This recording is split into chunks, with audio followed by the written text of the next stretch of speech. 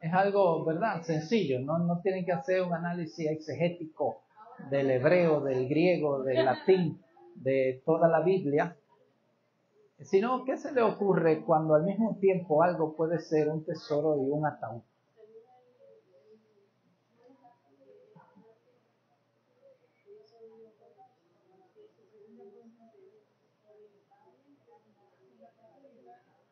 La naturaleza divina. Ok, vamos a ver, ¿quién levanta la mano? Pásenle el micrófono, por favor, para que nos dé su resumen de qué enseñanza podemos tener nosotros hoy acerca de la naturaleza divina, teniendo en cuenta estos dos elementos. Bueno, teniendo en cuenta, Dios le bendiga, teniendo en cuenta esos elementos, se sabía que en el tiempo donde se encontraba el arca, nadie sin la autorización podía acercarse a él, inmediatamente moría. Entonces, venimos ahora al ataúd, que significa muerte.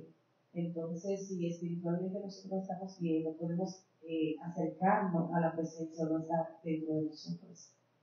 Bueno, muy bien, sí, estamos de acuerdo, es así, esa naturaleza, sí, claro, en el Antiguo Testamento el que se acercaba, y luego veremos algunos pasajes que de ahí han hecho hasta películas de gente que sin autorización abrió para ver lo que había ahí y quedó fulminante. Y la película esta, Cazadores del Arca Perdida, ha ilustrado eso, porque gente, Indiana Jones, sí, que ven el arca, se le derrite la cara. Así dramatizan un poco, pero bueno, es sacado de ahí, de algunos pasajes de la Biblia. Vamos a ver por acá, sí.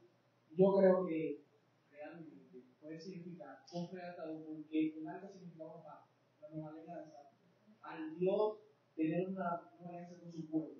Okay. Pero ataúd debe significar que murió quien reinaba en la era de los egipcios. Entonces, eso es lo que yo puedo Ya, bueno, excelente, sí, como esa muerte de esa esclavitud y con una nueva relación con Dios, me parece bien, sí, es buena la idea. Y acá tienen un vocero que nos dé su opinión.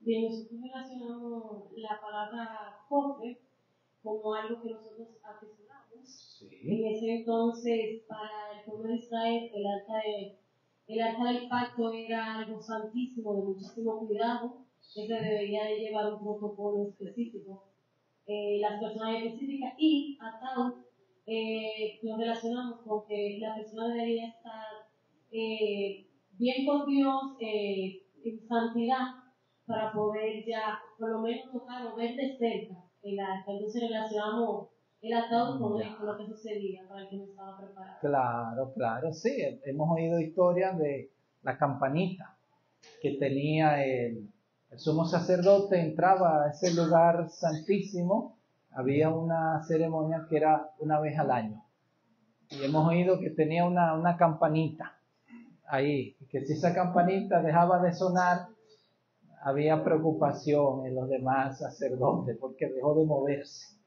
Ok, entonces muy buen punto. Gracias, sí. La pastora, con el micrófono, por favor. También yo recuerdo cosas de que cuando otros pueblos robaban el arca, pues muchos eran que si caía una enfermedad, una maldición, en el pueblo se llenaban de llagas. Sí. En ese sentido, había también uno que cuando yo estaba en medio, caminando con el arca, que cercano, uno creo que lo tocó, también cayó con el muerto, ¿cierto? Así es, sí. Entonces, bueno, ahí vemos esa doble naturaleza. Dios es santo, ¿verdad? Es su esencia, la santidad, y también a través de Cristo la misericordia. ¿Okay? Lo vamos a ir viendo más adelante. Pero muy bien, gracias por su participación. Vamos a describir propiamente el arca. El arca tenía, digamos, dos elementos. Primero, el arca formalmente es la parte de abajo, que es el cofre o el cajón, que estaba hecho de madera de acacia revestida de oro. ¿Ok? Era de madera revestida de oro. Y tenía estos aros, unas argollas con unos palos atravesados para poderse cargar y transportar adecuadamente por los levitas. Entonces la parte superior, la tapa, se llama propiciatorio, del inglés mercy seat o asiento de la misericordia. Me gusta cómo en inglés lo traduce mercy seat, porque da la idea, sit. ¿Quién speak English here? Sit, ¿qué es? Sit es un asiento o es sentarse, ¿ok? Y los israelitas veían esta arca como el trono de Dios, como un asiento, como que Dios se sentaba. Si vemos, yo claro, no soy muy buen dibujante, pero digamos que alguien pudiera sentarse ahí y poner las manos encima. Tiene como una especie de forma de trono. ¿Ok? Entonces los israelitas veían el arca junto con la tapa del propiciatorio como un trono, y esta tapa no era de madera, sino que era de oro macizo, oro sólido, oro de alta pureza. ¿Ok? Entonces, siempre que hablemos del arca, ojo que a veces hay que distinguir lo que era propiamente el cofre o el arca como la caja y la tapa como propiciatorio. ¿Ok?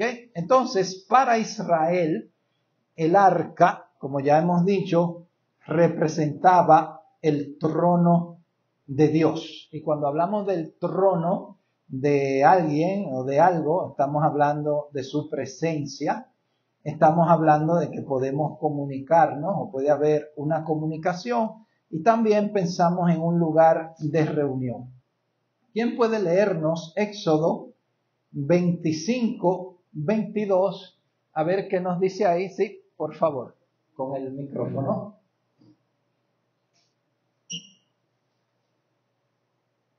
Éxodo 25, 22 dice: y de allí me declararé a ti y hablaré contigo de sobre el propiciatorio de entre los querubines que están sobre el arca del testimonio, todo lo que yo te mandare para los hijos de Israel. Amén. ¿Qué dice Dios? Desde ahí te hablaré. Todo lo que yo te mandare va a ser desde ahí. Entonces, obvio, los israelitas no le quedaba de otra. Bueno, desde ahí es que Dios nos va a hablar. Solo tiene acceso uno, que es el sumo sacerdote, una vez al año para hacer el día de la expiación y a sacrificar y quemar incienso, todo eso. Pero desde ahí es que va a haber la presencia de Dios, la comunicación con Dios y un lugar de reunión. También el arca se podía ver como una especie de vehículo. O sea, vehículo es que portaba, o sea, cargaba consigo la presencia de Dios. Ya hemos visto más adelante, ¿verdad? Y bueno, el miércoles pasado vimos que Dios no habita en templos hechos de manos de hombres, como que pueda ser cargado y pueda ser transportado de un lugar a otro, sino que esto era simbólicamente apuntando hacia Cristo, que sí, a través del Espíritu Santo iba a ser portado dentro de cuerpos humanos que son el templo del Espíritu hoy en día. ¿Ok? De eso estuvimos hablando la semana pasada. Entonces, como el arca porta simbólicamente y lleva consigo la presencia de Dios, busquemos 2 de Samuel, el segundo libro, el capítulo 6 y el versículo 1. A ver qué nos dice ahí. Incluso Ezequiel presenta un arca con ruedas. Así a nivel profético y eso no nos vamos a detener ahí, pero enfatizando en el arca como vehículo que es portadora y que lleva consigo la presencia de Dios. ¿Quién lee segundo libro de Samuel 6, 1? Amén. El título es: David intenta llevar el arca a Jerusalén. David volvió a reunir a todos los escogidos de Israel, 30,000. El segundo libro de Samuel, 6:1. No tengo mi mente puesto, pero no sé. Y el 2 también. Muy bien. Sí. Luego también. Sí. David volvió a reunir a todos los escogidos de Israel, Benjamín. Y se levantó David y partió de Baalá de Judá con todo el pueblo que tenía consigo para hacer pasar de allí el arca de Dios, sobre la cual era invocado el nombre de Jehová de los ejércitos, que mora entre los querubines.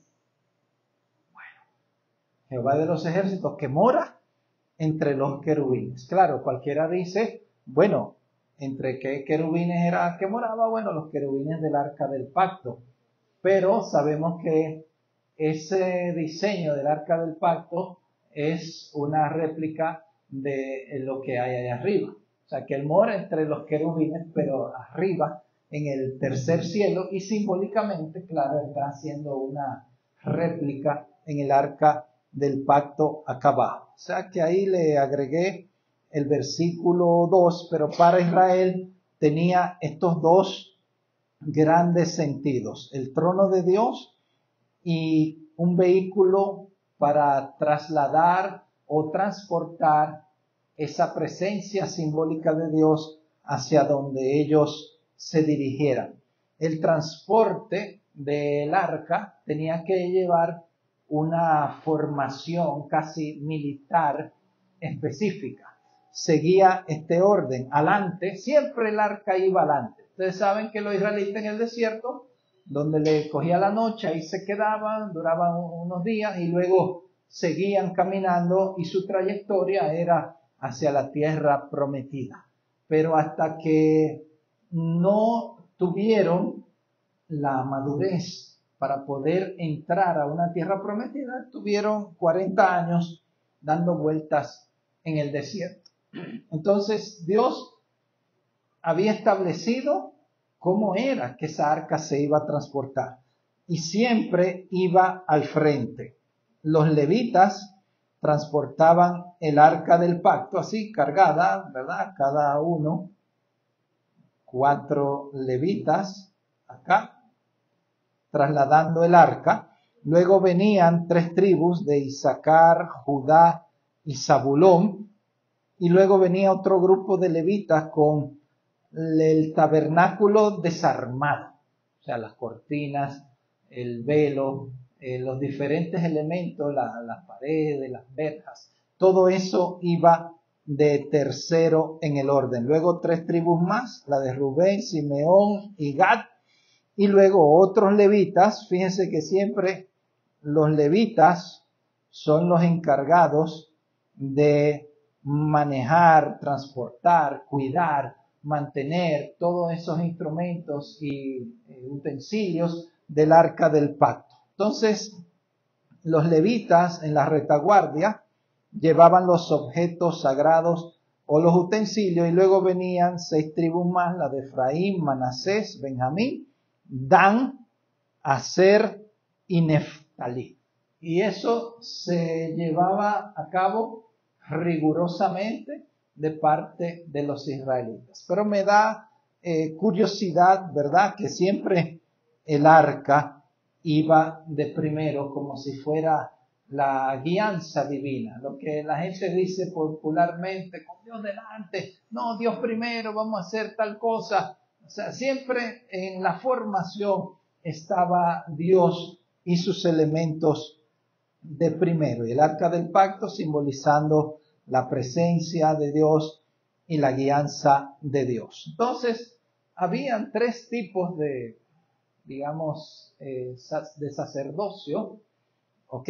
Donde tenemos, por un lado, el sumo sacerdote, y estas eran las vestimentas, el efod. De eso en algún momento podremos estar hablando. Había este sacerdote, o el sumo sacerdote, era el único autorizado a entrar al lugar santísimo donde estaba el arca del pacto. Están los sacerdotes que podían acceder al lugar santo y llevaban a cabo la quema de ofrendas, algunos sacrificios, quema de inciensos y todas esas ceremonias. Y estaba el levita, que era el encargado de trasladar el arca, como ya hemos visto en la formación anterior, y no solo era una especie de sacerdocio, sino también una especie de seguridad de aquel entonces, porque el arca, como tenía su fama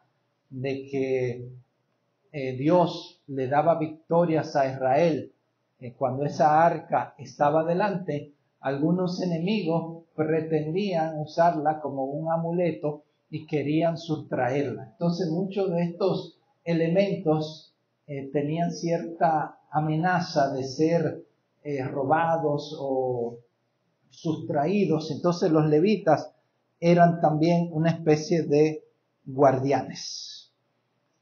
Leamos Primera de Pedro 2 versículos, el 5 y el 9, y quiero que me digan qué palabras caracterizan el sacerdocio al que se refiere Pedro en ese pasaje. La primera carta de Pedro, capítulo 2. Alguien lee el versículo 5 y otro puede leer el versículo 9.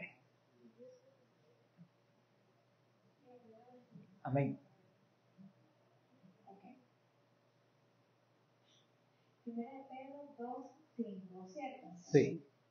Vosotros también, como piedras vivas, sed edificados como casa espiritual de sacerdocio santo, para ofrecer sacrificios espirituales aceptables a Dios por medio de Jesucristo. Amén. Excelente. Entonces hay una primera palabra que caracteriza el sacerdocio, según ese verso 5. Pedro dice, ustedes también, como piedras vivas, y menciona sacerdocio, ¿cómo lo caracteriza? ¿Perdón? Santo. Entonces la primera palabra que vemos ahí es que es y debe ser, en nuestro caso, que ahora somos el sacerdocio hecho por Dios para ministrar a través de ese templo espiritual que es el cuerpo, que posa el Espíritu Santo sobre nosotros. Entonces debe ser un sacerdocio santo. El versículo 9, ¿quién puede leerlo y decirnos? Mas vosotros sois linaje escogido, real sacerdocio, nación santa, pueblo adquirido por Dios, para que anunciéis las virtudes de aquel que os llamó de las tinieblas a su luz admirable. Amén. Y entonces ahí el sacerdocio, ¿cómo es?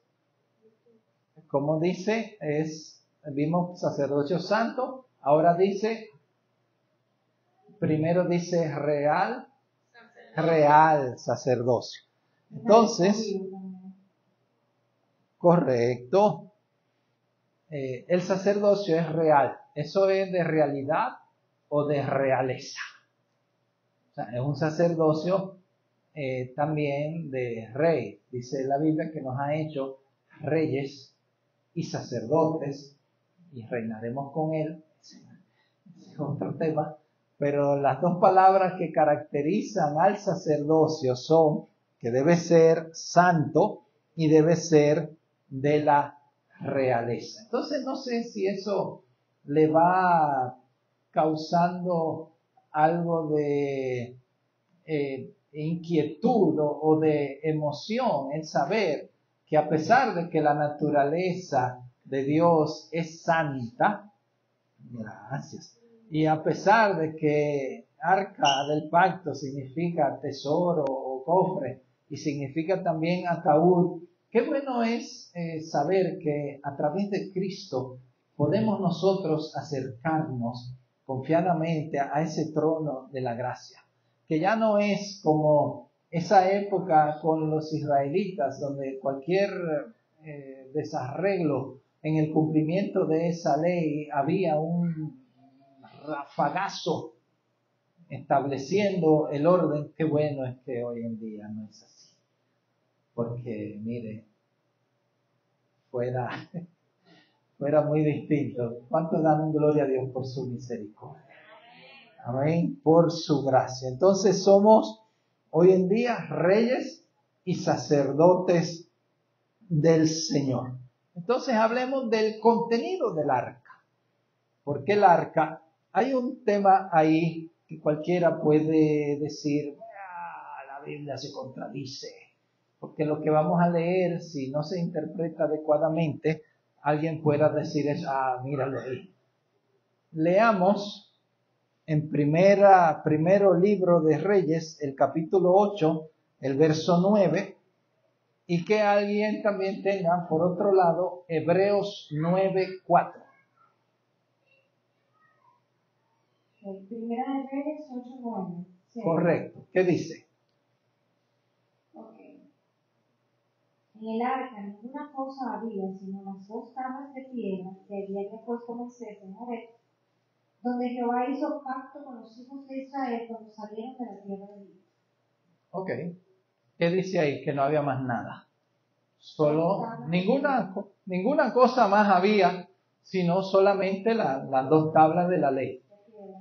Ok. Y Hebreos 9:4, ¿qué dice?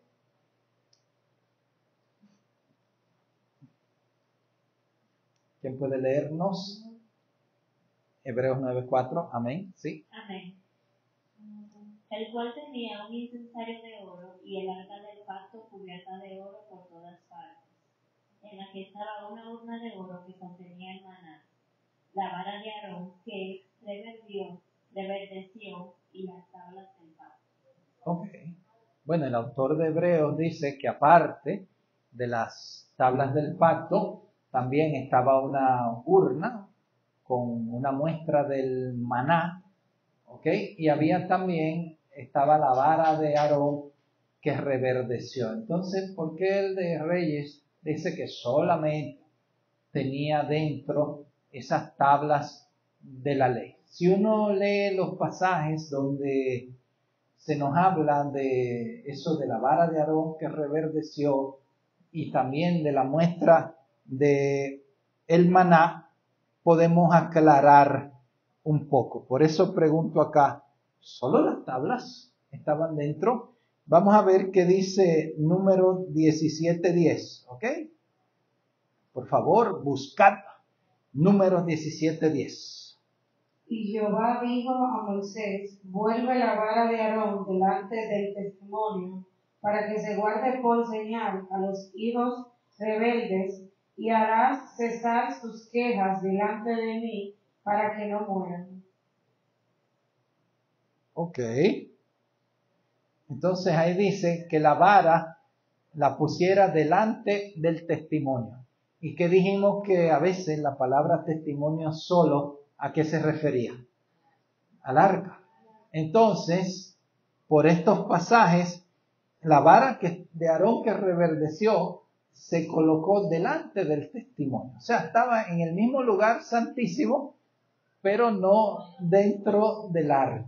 ¿Ok? Delante del testimonio, por leer otros pasajes. Leamos también en Éxodo 16, el 33 y 34. ¿Qué dice?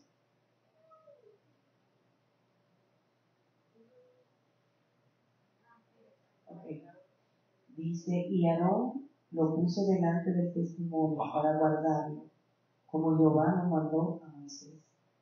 Sí, y el 33 y 34, o 2 versos. Y Aarón lo puso delante del testimonio para guardarlo, como Jehová lo mandó a Moisés. Dice y repite, y dijo Moisés a Aarón, toma una vasija y pon en ella un gomer de maná, y ponlo delante de Jehová, para que sea guardado para vuestros descendientes. Y Aarón lo puso delante del testimonio para guardarlo, como Jehová lo mandó a Moisés. Ok. Entonces, bueno, es lo mismo, ¿verdad? Como se expresa del maná y también de la vara de Aarón que reverdeció, se dice que se puso delante de Jehová, delante del testimonio, y testimonio ya sabemos que muchas veces se refiere al arca. Entonces el autor de Hebreos nos habla que contenía así la vara de Aarón que reverdeció, el maná y también las tablas de la ley, pero se está refiriendo al lugar santísimo, ¿ok? Y las tablas sí estaban dentro del arca. O sea, esa es la explicación que le damos a esta aparente diferencia entre Hebreos 9:4 y Primera de Reyes 8:9, porque cuando trasladaban el arca, pues iba el arca sola. Los demás elementos iban aparte, los demás componentes del lugar santísimo. ¿Okay? O sea que no problema, comprendo todo esto, no duda. No hay duda. Se nos cayeron muchos pedacitos de la cabeza porque uno sabía que el arca estaba en la vara de Aarón, en el maná y las tablas de la ley. Y ahora hemos entendido que solamente estaban las tablas de la ley y en el lugar santísimo pues había dos cosas pero afuera. Delante, sí. Delante del testimonio. Es correcto. Esa es la mejor explicación. ¿Ok? Entonces, bueno, tenga su Biblia a mano. Vamos a ver algunas preguntas. ¿Ok? ¿Cuántas veces en la Biblia vemos que Dios escribió con su propia mano? Eso es una buena pregunta. ¿Qué nos dice? Clemen dice 2 veces. ¿En cuáles? Escribió las tablas, ¿sí? En la mano en la pared, correcto. Muy bien, esas 2 también. Pero bueno, digamos que hay una más. Sí, sí. Si se supone que Moisés rompió la tabla y fueron escritas otra vez, no la van a escribir, fueron ya 2. Sí, la reescribió 2 veces. La escribió 2 veces ahí, ¿verdad?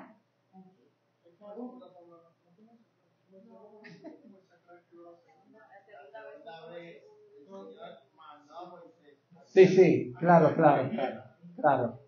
Sí. Usted la rompió, usted la escribió. Sí, es correcto. Entonces fue una sola vez la primera y Moisés entonces estaba encargado de la segunda. Pero es el primer elemento, como dice Clemen, de la escritura. Entonces el segundo, ahí está en Daniel 5:5. Busquémoslo de todos modos, Éxodo 31:18, alguien que lo lea, y Daniel 5, los versos 5 y 24. Y claro, hay otra escritura en Juan 8, del 4 al 6. ¿Esto fue una inspiración o fue una ley? Es la última. No, porque me encanta. Es la tercera La escritura. tercera dice la Biblia que puede ser Dios encarnado, no Jesús. Sí. Y la escribió en tierra, entonces dijo a Dios. Wow. La tercera. Leámoslo, porfa. Éxodo 31:18. ¿Qué dice? Éxodo 31:18. Y cuando terminó de hablar con Moisés en el monte de Sinaí, le dio las 2 tablas de la ley, que eran 2 lajas escritas por el dedo mismo de Dios. Escrita por el dedo mismo de Dios. ¡Wow!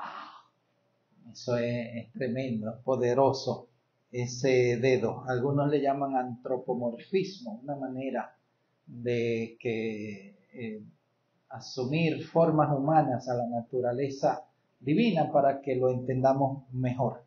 ¿Ok? Daniel 5:5 y saltamos al 24, ¿qué dice? En aquella misma hora aparecieron los dedos de una mano de hombre que escribía delante del candelero sobre lo encalado de la pared del palacio real. Y el rey veía la mano que escribía. ¿Y el 24 qué dice?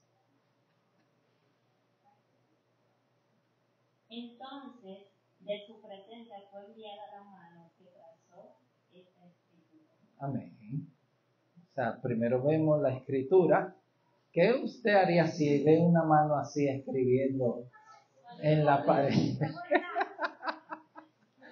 Es limpio. Bueno, luego Daniel interpretándole, porque como siempre este rey, este fue el hijo de Nabucodonosor, pero siguió la tradición del padre. Primero buscaba ante una revelación así a los magos y adivinos y ninguno podía interpretar, y luego caían en Daniel, y Daniel le dijo, mira, de su presencia vino esa mano, y ahí, bueno, le decía Mene, Tekel, Uparsin, que su reino había sido cortado, entre otras cosas.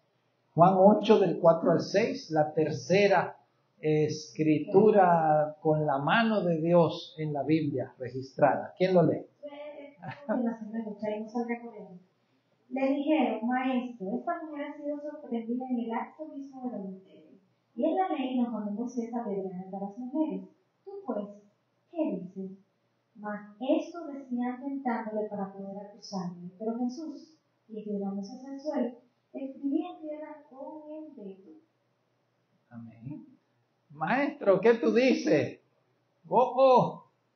¿Qué pasó? ¿Qué tú dices? Silencio. Escribiendo ahí en la arena. Después le preguntamos al Señor qué era lo que estaba escribiendo ahí. Voy a avanzar un poco, ¿verdad? Como la hora ha avanzado, hay un par de preguntas ahí de Deuteronomios 8:3, que qué enseñanza nos da el maná. Yo les voy a decir, ¿verdad? Básicamente es provisión que Dios en medio del desierto, en la situación más difícil y adversa, ahí Dios va a proveer, porque ya le proveyó a su pueblo. Y en Número 17:10 que habíamos leído, la vara de Aarón que reverdeció, también fue una demostración de la elección de Aarón como sacerdote para que el pueblo dejara de quejarse y de ser rebelde. Entonces eso para nosotros nos da la enseñanza de que no debemos quejarnos, ¿verdad?, por las cosas que nos suceden en la vida. Así aconteció con los 12 espías. Habían 2, Josué y Caleb, que eran optimistas, y habían 10 que eran pesimistas, que veían a los gigantes y decían, así éramos nosotros, como cucaracha delante de esos gigantes. Y Josué y Caleb decían, nosotros, ok, aunque son grandes, los comeremos como pan, porque más el que está con nosotros que el que está con ellos. Entonces, las quejabanzas hay que ponerlas a un lado. ¿Ok? Así que avancemos un poco para seguir, ¿verdad?, con el tema. El segundo elemento, ¿cuál es? Abajo está el arca del pacto. Entonces, la tapa es el propiciatorio de oro macizo, donde en Levítico 16, una vez al año, en el mes 7, el día 10, entraba el sumo sacerdote, ofrecía por él, ¿verdad?, y su familia, un becerro y un carnero, un becerro en expiación y un carnero en holocausto.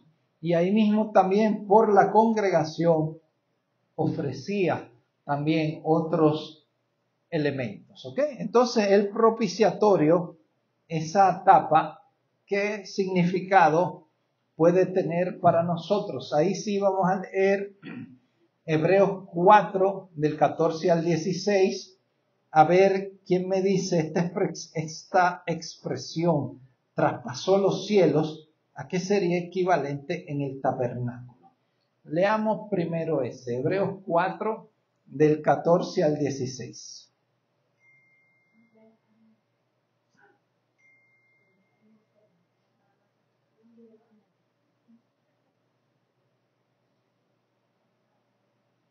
Amén.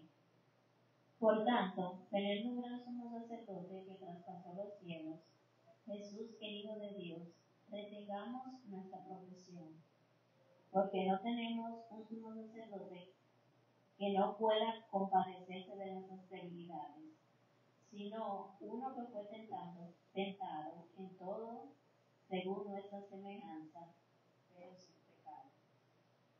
Acerquémonos, pues, confiadamente al trono de la gracia, para alcanzar misericordia y hallar gracia para el oportuno socorro. Amén. Entonces, bueno, esa expresión, un sumo sacerdote que traspasó los cielos, ahí el autor está haciendo referencia más atrás al tabernáculo. Había que traspasar 2 velos, vimos. Primero era un velo para llegar al lugar santo y luego un segundo velo para llegar al lugar santísimo, que era la presencia o el trono de Dios.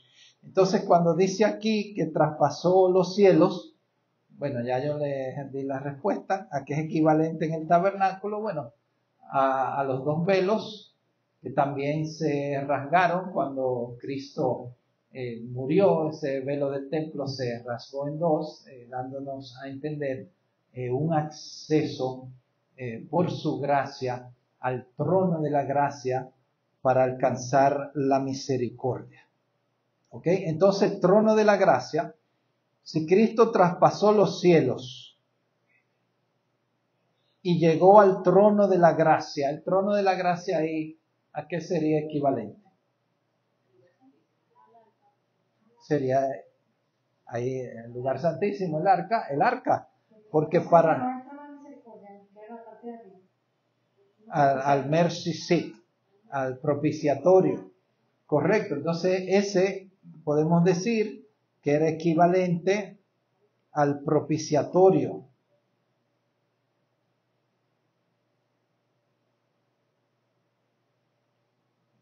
¿Y cómo debemos acercarnos al trono de Dios? El último verso dice: acerquémonos pues confiadamente al trono de la gracia. ¿Para qué? Dice, alcanzar misericordia. Y dice, ¿verdad? Un poco más. Y hallar gracia para el oportuno socorro. ¿Ok? Entonces debemos acercarnos confiadamente. ¿Cuántos tienen esa confianza en nuestro Padre Celestial? Que sabemos que al acercarnos no va a venir un rayo a llevarnos al otro mundo, sino que su amor y su misericordia es infinita. Amén. Entonces, esto, claro, para verlo necesitan lupa, pero vamos a hacer esto. Brevemente, déjame ver, las 9:15, bueno, ya estamos casi acabando. No voy a presentar exactamente cada uno de estos elementos en el recorrido del arca, sino a enfatizar los principales. El arca sabemos que se construye, narrado en Éxodo 25, se coloca en el tabernáculo en Éxodo 40 y se transporta 40 años en el desierto. Desde ahí es que se establece que el maná vaya delante del testimonio y también la vara de Aarón delante del testimonio. ¿Ok? Luego los levitas cruzan el arca por el río Jordán. Fíjense que ya estamos entrando rumbo a Canaán, a la tierra prometida. El arca fue vital en el cruce de los israelitas por el río Jordán. También con el arca le dieron las vueltas alrededor de Jericó. En Josué capítulo 6, el arca iba de primero en esas 7 o 13 vueltas, ¿verdad? Como dice el coro, los israelitas le dieron, ¿verdad? 7 más 6 son 13 vueltas a Jericó. Y la primera toma es la toma de Ai, y ahí el arca reposa en el monte Ebal, según Josué capítulo 8.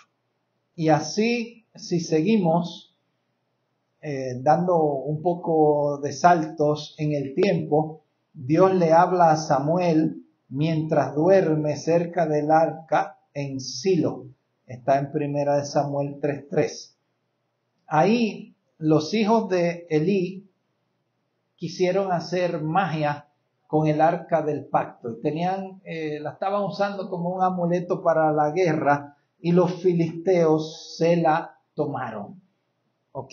Voy a volver a esto, pero aquí les narro que los hijos de Elí intentaron usar esa arca como un arma mágica y esperaban que Dios le asegurara la victoria como lo había hecho durante la conquista a la entrada de Jericó. Este intento falló y como consecuencia los filisteos le quitaron el arca. Sin embargo, la naturaleza santa del arca, o de Dios, ¿de cuál era la naturaleza santa? Desató una plaga sobre ellos hasta que le devolvieron el arca a los israelitas. Eso está en 1 Samuel desde el 4 hasta el capítulo 7, versículo 2. ¿Ok? Entonces no se podía meter con el arca. Los filisteos devuelven el arca a esta zona que se llama Bet-Semes.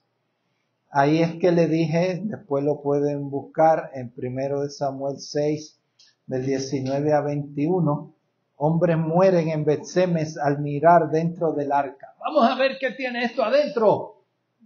Abren la tapa y ahí mismo una cantidad enorme. Eso fue, no recuerdo el monto, pero miles, no sé si 5,000 o 50,000. O sea, eso era como a veces la electricidad, que alguien se queda pegado y otro va a rescatarlo y se queda pegado y viene otro y se queda pegado y no se dan cuenta que oye, se murió el primero, aléjate.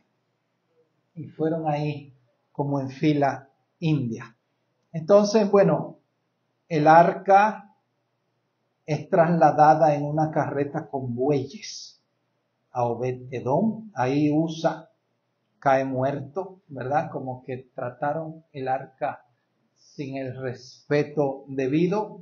Ahí en Obed-Edom permaneció 3 meses. Segunda de Samuel 6, del 1 al 11. Y bueno, el arca es llevada a Jerusalén y colocada en una tienda que David preparó temporalmente porque todavía no tenían el templo. Y ahí, bueno, viene Salomón, traslada el arca al lugar santísimo en el templo. Entonces, en este lapso ocurren muchas rebeliones del pueblo de Israel. Por eso Dios permite que Babilonia invada y destruya Jerusalén. Entonces, en ese momento, el arca aparentemente pudo haber sido destruida por Nabucodonosor cuando invadió Jerusalén y profanó los elementos del templo, aunque tomó algunos, pero otros creen que también el arca quizás pudo haber sido escondida por los levitas antes de que Nabucodonosor la destruyera. Entonces, en este punto es que hay muchas inquietudes acerca de la localización del arca. Luego el arca se vuelve a mencionar en Jeremías cuando profetiza que el arca no sería más recordada ni se iba a fabricar otra, porque Jerusalén sería el trono de Dios. Hablando como de algo en un futuro. Entonces, sobre el arca hay una teoría que si no fue destruida por Nabucodonosor alrededor del año 586 antes de Cristo, cuando invadió Jerusalén, de eso hay datos, ¿ok? Y se ha investigado bastante, pero es una suposición. ¿Estará el arca en Etiopía?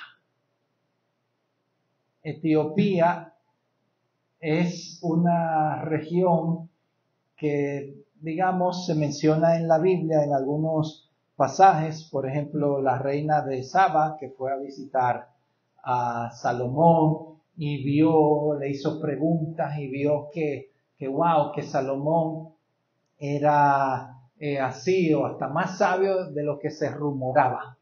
Entonces ahí se dice que Salomón le hizo muchos regalos a esta reina, aún más de lo que ella pidió. Entonces se puede suponer que le haya regalado una réplica. Obviamente no le va a regalar el arca original, pero algunos suponen que pudo haberle dado a esta reina un arca, una copia, una réplica del arca.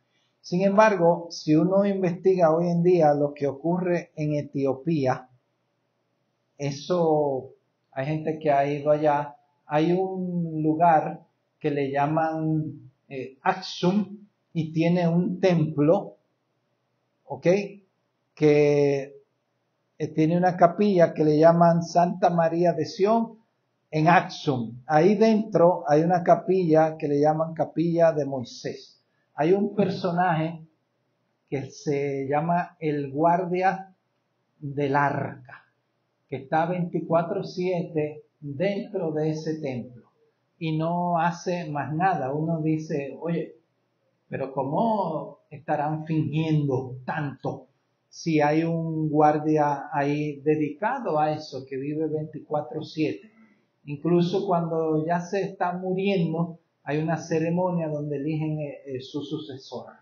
O sea que esta persona no hace más nada, no tiene, digamos, una vida social normal, sino que está permanentemente como custodio de la supuesta arca del pacto que está en esta capilla y está enterrada 7 pisos bajo tierra con acceso por medio de túneles. Eso dicen ellos, que tienen ya sea las réplicas que supuestamente le dio Salomón a esta reina, o que haya sido escondida el arca por levitas antes de la destrucción del templo, y eso bíblicamente se puede ver que tiene algo de sentido, pero ¿verdad? No lo vamos a analizar ahora. Solo le dejo la inquietud de esa posibilidad. ¿Qué dicen ellos?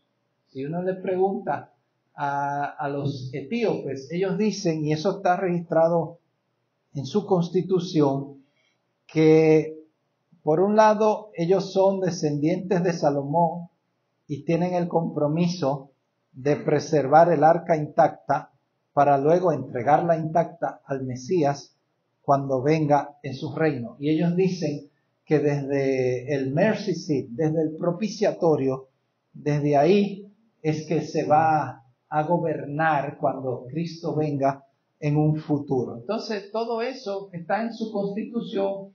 Tienen un templo, tienen un guardia 24/7 dedicado a eso. Entonces, les dejo esa inquietud y posibilidad de que nadie sabe si el arca puede estar ahí 7 pisos bajo tierra en este lugar en Etiopía. Así que, finalizando, recuerdo el verso que leímos: por tanto, teniendo un gran sumo sacerdote que traspasó los cielos, Jesús, Hijo de Dios, retengamos nuestra profesión, porque no tenemos un sumo sacerdote que no pueda compadecerse de nuestras debilidades, sino uno que fue tentado en todo, según nuestra semejanza, pero sin pecado. Acerquémonos, pues, confiadamente al trono de la gracia, para alcanzar misericordia y hallar gracia para el oportuno socorro. Esa sería la enseñanza principal del arca del pacto hoy en día, que tenemos acceso, podemos acercarnos confiadamente. Amén. Así que si tienen alguna duda o pregunta sobre esto, quedó algo en tinieblas, si hay que sacarlo a la luz, hay oscuridad en los pensamientos, o está todo claro.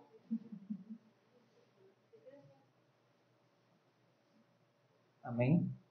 Quiero decir, bueno, gracias por el estudio, y el hecho de que hayas explicado tan detalladamente el tema del arca del pacto fortalece mucho mi fe en este momento, al momento de yo acercarme a Dios. Al final, lo que esta enseñanza a mí me queda para mi aplicación actual es que, aun cuando mi mente esté turbada en medio de tormentas por la cotidianidad, el hecho de yo ver la veracidad bíblica e histórica de lo que significa el arca del pacto, que es, ahora mismo se traduce para mí, es acercarme confiadamente al Padre.